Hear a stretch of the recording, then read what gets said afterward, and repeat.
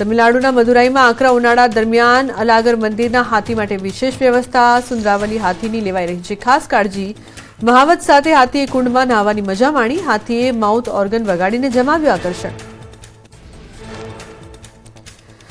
અમદાવાદ મનપાએ અત્યાધુનિક જાહેર શૌચાલયોની કરી નવી પહેલ. શહેરી સ્વચ્છતા માટે એમસીએ 20 કરોડના ખર્ચે તૈયાર કર્યું આધુનિક ટોયલેટ. અપંગ બાળકો માટે ખાસ જોગવાઈ. બાળકો માટે ચેન્જિંગ રૂમ અને પ્રાથમિક તબીબી સાધનોની પણ સુવિધા.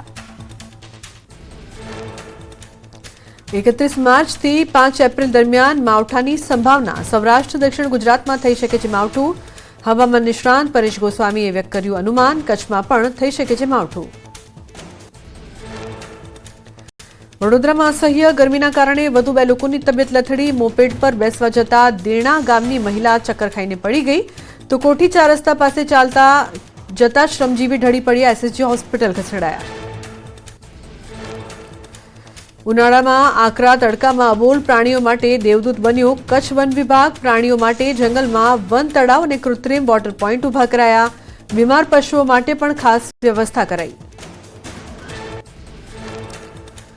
મહેસાણામાં મરચાનું વાવેતર કરનારને આવ્યો રોવાનો વારો. જોટાણા માર્કેટિંગ યાર્ડમાં મરચાના ઓછા ભાવ મળતા ખેડૂતો પરેશાન. ગત વર્ષ કરતા આ વર્ષે ખેડૂતોને મળી રહ્યા છે અડધા ભાવ. ખેડૂતોને આ વર્ષે 20 કિલો મરચાના મળી રહ્યા છે 300 થી 900 રૂપિયા ભાવ. ગત વર્ષે મળ્યો હતો 1200 રૂપિયા ભાવ. ખેડૂતોને ઉત્પાદન ખર્ચ પણ માથે પડ્યો. ઓછા ભાવ મળતા ખેડૂતો મરચા વેચ્યા વગર પરત ફર્યા. પાટણ જિલ્લાના માર્કેટિંગ યાર્ડ બંધ. માર્ચ એન્ડિંગના કારણે 25 થી 31 માર્ચ દરમિયાન જિલ્લાના તમામ યાર્ડમાં હરાજીનું કામકાજ બંધ રહેશે. 1 એપ્રિલથી ફરી રાબેતા મુજબ શરૂ થશે યાર્ડ. ગોધરામાં જૂથ પાણી પુરવઠાની લાઇનમાંથી પાણીનો વેડફાટ. તાલુકાના ગામોને જોડતી પાઇપલાઇનના વાલ્વમાંથી પાણીનું સતત લીકેજ. પાણીના વેડફાટથી સંલગ્ન જવાબદારોની બેદરકારી સામે આવી.